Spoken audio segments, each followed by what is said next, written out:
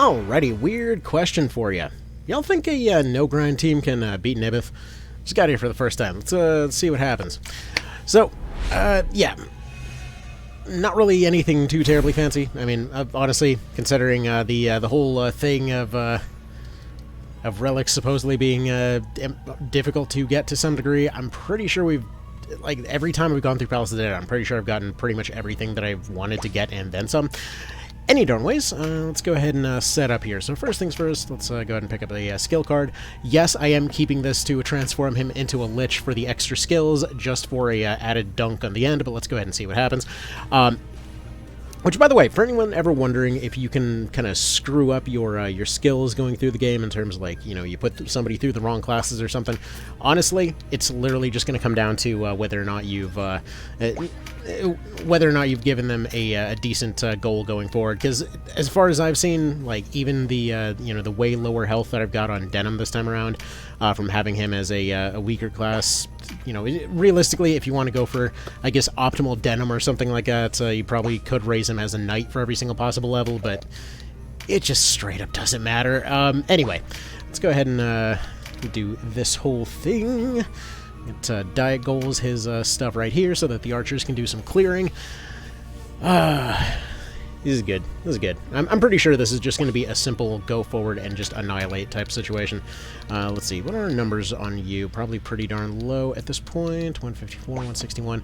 I'm just going to let him re-roll his autos real quick because he's got plenty of them. Folk, I would assume, would probably have some pretty better numbers because he's got the anatomy bonus. Yeah, that's looking pretty decent. Alright. Let's go ahead and probably just generate some points on you. And here we go. Yeah, just, Skepti was picked up a couple fights ago and then just kind of given a relic. It's all fairly fresh to him right now. Probably attempt to go shut down this guy before they do anything scary. Yeah, just throw a silence on there. Let's see, we've got concentration on you, but nothing fancier beyond that. Here, let's go ahead and charge up our cleric just to make sure she's got a bit of a backup. Probably throw you off to the side because your health is non-existent. Let's see. Better False Strike probably can't hurt, because these guys probably are going to hit like a little bit of a truck.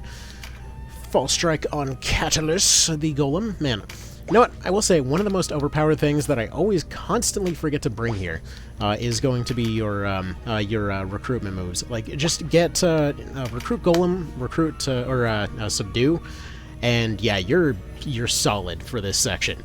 I mean, realistically, you get those two golems, you get those two dragons, it's not even going to be difficult for you. It's, man, total cakewalk at that point, because he just basically completely broke the unit cap. He can summon more, but so many of these units can be recruited.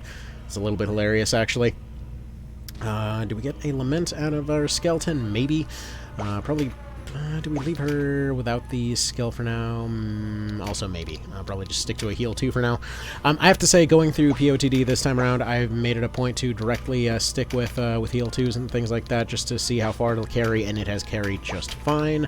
So I'm going to go ahead and say that, yeah, probably tier 2 variants of a lot of the heal abilities honestly scale up very, very well. So it's been very solid for this particular section. We'll see how San Bronza feels with those, though I feel like it's probably going to end up feeling fairly similar. Let's go ahead and pick up a skill card on you, because that is his whole shtick, just basically giving infinite turns all the dang time. Let's go ahead and paradigm shift these guys. Thinking we maybe drop another silence on another one of their casters if we can. Let's see, Angus, did I take his shoes off? Oh, shoot. I literally kept Spark Boots on him this whole time, just for this exact map, and totally forgot to do so. Also, by the way, Baldur Sharpo, you know, 209 versus this dragon. It's fine. It's okay. They do no damage. It's cool. I'm sure at this point that's getting annoying, but, like, dude, they hit. Great is the thing. Do you want to...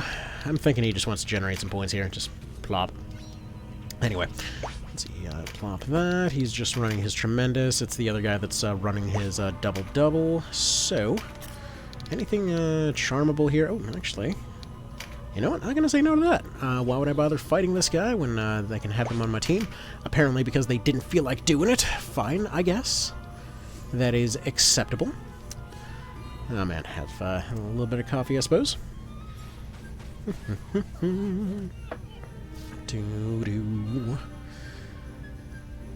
Though I do find it funny that despite intentionally not trying to optimize anything, Nebith still actually has lower health.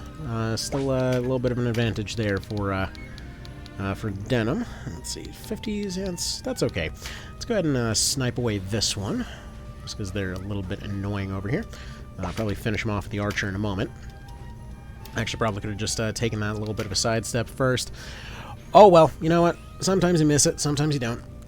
They're going to get shot at there. That means their hyper armor didn't roll. Oh, well. Let's see here. I'll probably do a little bit of extra life on you. I figure I'm right at the very end here anyway. Why not? We're basically just on the victory lap at this point. Do we get the Lament? We do get the Lament. Perfect. Okay. Now, we'll just probably go ahead and leech a little bit of health here, I'm thinking.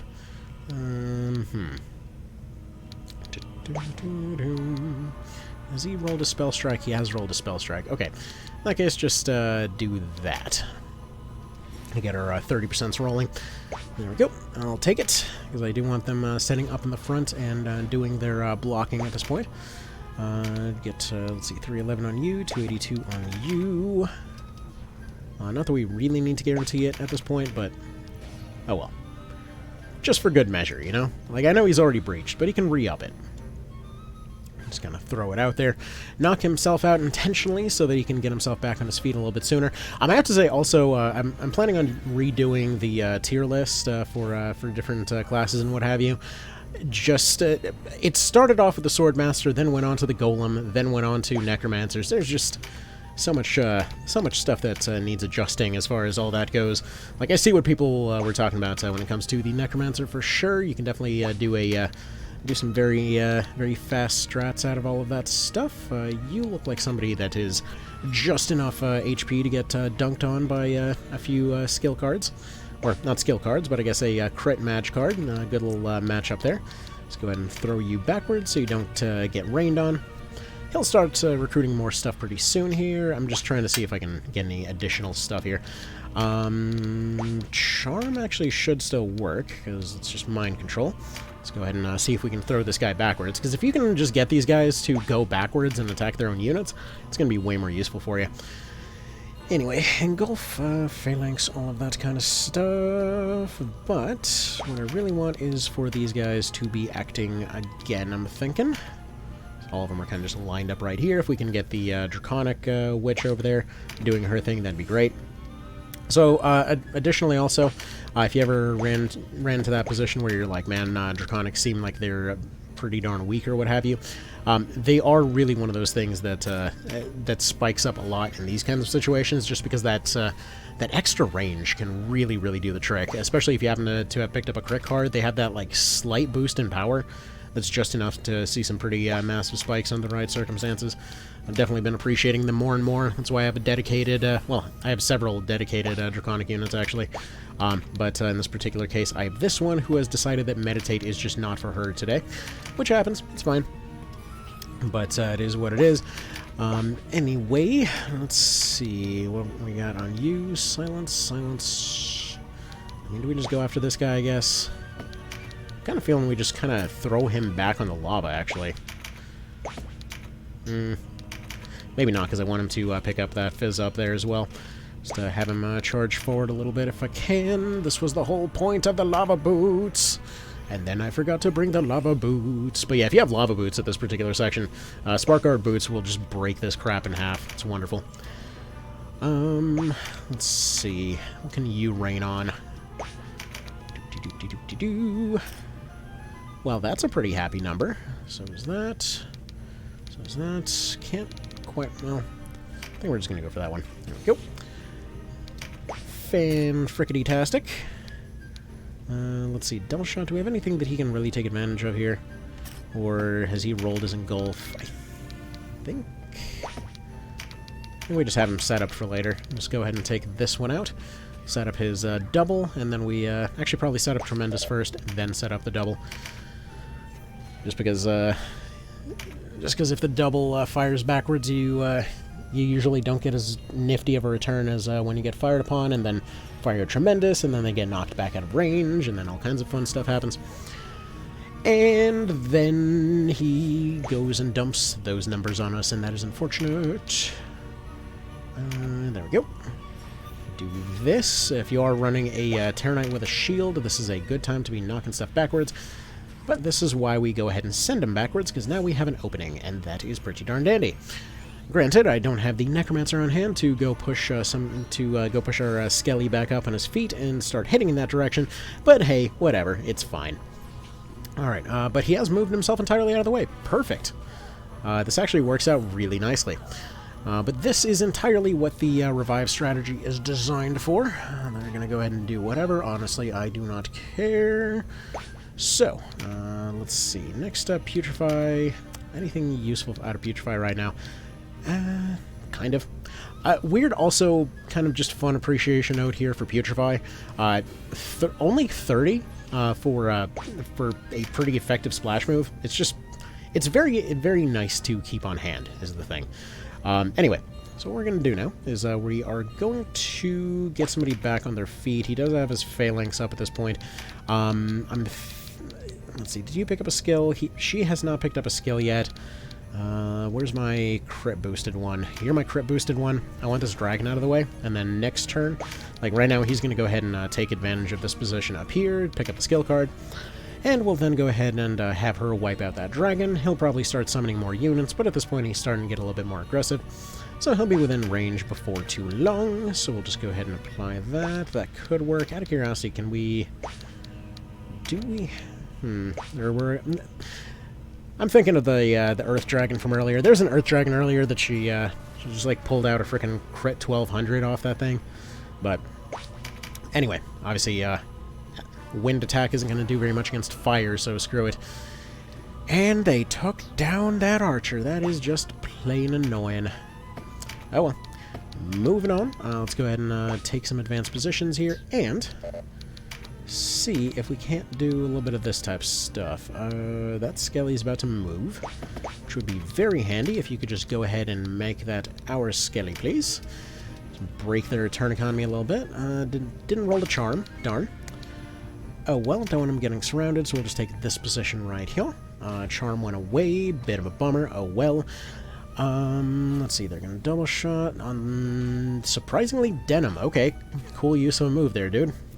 It's, you know what? Whatever does it for you. Anyway, tired of them having things like turns, so let's go ahead and do a little bit more paralytic wave here as you do. What do we got on hand? We need Denim to get Cleric up. Cleric gets everybody else up. Zombies get themselves up. Good mix of different units should do their job just fine. He's Fireburst. Absolutely no one cares. Probably Draconics, I would assume, are going on Lich and Archer over there on the right, or he's going for the Summon Darkness instead. Okay. That'll work too, I guess. You do you. Anyway, we get our Tremendous. He's actually put himself right over there. Alright, whatever. This should be within range, not quite. Let's go ahead and do that. Pop. There we go. At least it's 1/4 out of the way. Are you crit boosted by any ways? No. Do we want to Starfall this? If we drain hard, he actually could be pretty decent there. If he was crit boosted, that might be something. Got range on this guy. I mean...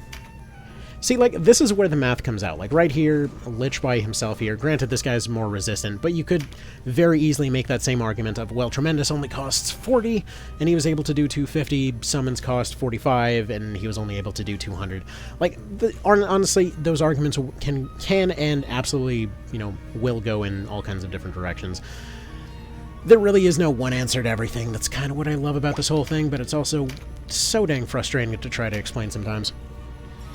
Anyway, res you, take up position right here. Probably did that a little prematurely. Anyway, she did roll her Meditate, even though she didn't have her cards set up just yet. So let's go ahead and res you then. There we go. Hopefully she rolls her Meditate, in which case we just Draconic spam into the backfield. Actually, she doesn't even need to. I forgot that I literally have this all set up. Anyway, so... long-range Draconics, and especially if you happen to pick up crit cards, they're just especially handy, but oh well. Anyway, we got our fully set up unit over here, though. Let's see if we can get some bird spam going. That should do pretty nicely. Nice bit of both, as it were. You want to roll any crits? There we go. He's pretty low. I was going to say if our archer decides to come back on his feet, this is his moment. But he decided not to. So, anyway, so I'm going to hopefully expect a lot of comments over, you know, how much the stats mattered and how we absolutely needed to grind to do this. How, you know, they were the only thing that mattered and all of that. So, you know, as you do. And yes, I am basically prematurely declaring this thing done because this guy's got frickin' nothing. Alright. Coughs are annoying, I gotta say. Anyone that's dealing with allergy nonsense right now, you know how it's feeling. That's the thing. You know exactly how it's feeling. Alright, he's got his meditate. Is he gonna do anything particularly snazzy? Not quite. He's gonna smack those 3 around, as he does. Don't suppose Mr. Folk wants to take his long-range extend turn here, or no? Apparently doesn't. Alright. In that case, I guess we just go ahead and have the... Let's go ahead and use this. There we go. We're gonna be alright. We're just gonna go ahead and switch you over to Lich real quick. You know, Mr. Nibby, how does it feel? How does it feel? You know? How you doing over there? Alright, so, let's see. We got our... Do we got our Draconic Witch up right now? Where's she at? Am I just being blind? Yeah, she's right there. That's why. Okay, whatever. We'll take our other witch. Thunderdome is currently going to be our best bet for this. I probably should put her... put Draconics on her, too. Just because there's... Like, these situations come up more often than you'd think. Like, this is why I'm a little bit surprised that, like, we collectively dunk on Draconics so often. Like, right here, if she was... like, let's say we were in a different portion of the fight. Like, obviously, this is just checkmate right here. But, realistically speaking, like, if she had those 4 extra tiles of range, she would just be able to fire from practically anywhere. Like, she'd be able to fire from right here and retreat, you know? Either way, I absolutely been loving them lately. So, let's just go ahead and wrap this up. Thunderbird it up, as it were. A little bit overkill, but what you gonna do? There we go. Yes, yes, yes, and then he gets off on a volcano. Yeah, that's just a situation and a half, ain't it?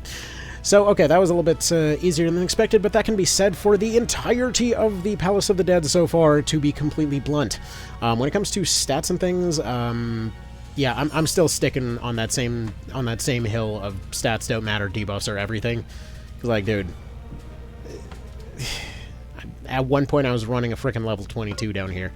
It is what it is. For comparison's sake, just to show this, in terms of how potentially basic all of this stuff can be, like, look at these dudes.